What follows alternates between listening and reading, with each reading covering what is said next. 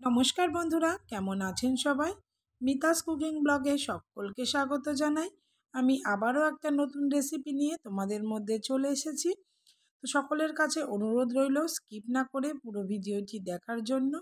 আজকে বানাবো ছোলার ডাল দিয়ে মতিচুর লাড্ডু। তো তার জন্য তোমরা ভিডিওটি দেখতে থাকো। তো বন্ধুরা, এই ছোলার ডালটা আমি 3-4 ঘন্টা আগে ভালো করে ধুয়ে ভিজিয়ে রেখেছিলাম। তো এখন এই ছোলার ডালটা ভালো করে পেস্ট করে নেব। আর এটার মধ্যে জল ব্যবহার করলে হবে না, একটু শুকনো করে পেস্ট করে নিতে হবে। আমি এখানে মিক্সিতে করেছি, তোমরা চাইলে শিলনোড়াতেও এটা বেটে নিতে পারো। তো বন্ধুরা, এর মধ্যে আমি নুন হলুদ কিছু ব্যবহার করব না। হাত দিয়ে এইভাবে সামান্য একটু ফেটিয়ে নিয়ে এটার আমি বড়া ভেজে নেব। তার জন্য আমি কড়াই বসিয়ে দিয়েছি। এবার এর মধ্যে দিয়ে দেব তেল। এটা আমি সাদা তেল ব্যবহার করেছি। এবার গ্যাসটাকে মিডিয়ামে রেখে বড়াগুলো আমি এইভাবে ভেজে নেব। আর যারা যারা এই ভিডিওটি নতুন দেখছো বন্ধুরা, তারা অবশ্যই একটা করে লাইক দিয়ে ভিডিওটি আর চ্যানেলটা অবশ্যই সাবস্ক্রাইব করে দিও। আর যারা যারা পুরনো বন্ধু আছো আমার, তাদেরকে অনেক অনেক ধন্যবাদ জানাই তোমরা এইভাবে পাশে থাকার জন্য, সাপোর্ট করার জন্য। বন্ধুরা, বড়াটা এক পিঠ হয়ে গেলে পারে আর এক পিঠ উল্টে দেব। আর এইভাবে বড়াগুলো ভেজে নেব, বেশি লাল করে ভাজলে হবে না, এইরকমভাবে ভাজতে হবে। তো দেখো বড়াগুলো হয়ে গেছে, এবার তুলে নিয়েছি। এবার আমি এর শিরাটা তৈরি করতে দেবো। তার জন্য আর একটা কড়াই বসিয়ে দিয়েছি। এবার এর মধ্যে দিয়ে দিলাম 2 কাপ জল আর দিয়ে দেব 1 কাপ চিনি। তো এইভাবে এটাকে এবার জাল হতে দেব। তো এদিকে বড়াগুলো আমার ঠান্ডা হয়ে গেছে। তো এইভাবে একটু হাত দিয়ে ভেঙে দেব, যাতে ভিতরে গরম না থাকে। দিয়ে এবার মিক্সিতে একটু গুঁড়ো করে নেব এটা। তো একদম বেশি গুঁড়ো করলে হবে না, একটু দানা দানা থাকতে হবে। তো দেখো বন্ধুরা, এইভাবে একটু দানা দানা রেখে এটা গুঁড়ো করতে হবে। তো বন্ধুরা, ভিডিওটি লাইক দিয়ে দেখো অবশ্যই। আর অনেকে আছো যারা ভিডিওতে কমেন্ট করছো কিন্তু লাইক দিচ্ছ না, তারা অবশ্যই একটা করে লাইক দিয়ে দিও।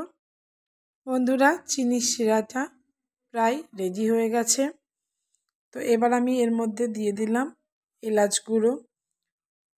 একটু জাল দিয়ে নিয়ে এর মধ্যে দিয়ে দেবো সামান্য একটু ফুড কালার। তো ফুড কালারটা দেয়া এর কারণ যাতে কালারটা ভালো আসে লাড্ডুর। তো এবার একটু চেক করে নেব যে শিরাটা রেডি হয়েছে নাকি। তো বন্ধুরা, এটা একদম রেডি হয়ে গেছে। এবার আমি এর মধ্যে দিয়ে দেব যে বড়াগুলো ভেজে গুঁড়ো করে রেখেছিলাম, সেই মিশ্রণটা দিয়ে দেবো এর মধ্যে। দিয়ে ভালো করে নেড়ে চেড়ে নেব। তো এটা একদম শুকনো হওয়া পর্যন্ত এইভাবেই নেড়ে চেড়ে নিতে হবে। তো এবার আমি এর মধ্যে দিয়ে দিলাম 2 চামচ ঘি। বন্ধুরা, ঘি দেওয়ার পর আবারও ভালো করে নেড়ে চেড়ে নেব।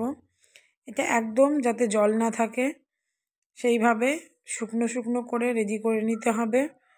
তো তোমরা যদি চাও এখানে আর একটুখানি ঘি দিতে পারো। তো এবার নামিয়ে একটা পাত্রে ঠান্ডা করতে দেব। তোমরা চাইলে এই লাড্ডুটা বাড়িতে সবসময় বানিয়ে রাখতে পারো। আর যাদের বাড়ি লাড্ডু গোপাল আছে, তারা অবশ্যই এটা বানিয়ে দেখতে পারো। তো তখন কি করতে হবে, নিরামিষ বাসনপত্রে তোমাদেরকে বানিয়ে রাখতে হবে। আর এই লাড্ডুটা বানিয়ে রাখলে অনেক দিন থাকে। তো এইবার ঠান্ডা হয়ে যাওয়ার পরে লাড্ডুর আকারে আমি গড়ে নেব সব লাড্ডুগুলো। তো এইভাবে লাড্ডুগুলোকে আমি বানিয়ে নেব। আর অবশ্যই একবার বাড়িতে বানিয়ে দেখো, খেতেও খুব ভালো লাগে। তো এইভাবে আমি সব লাড্ডুগুলোকে বানিয়ে নেব।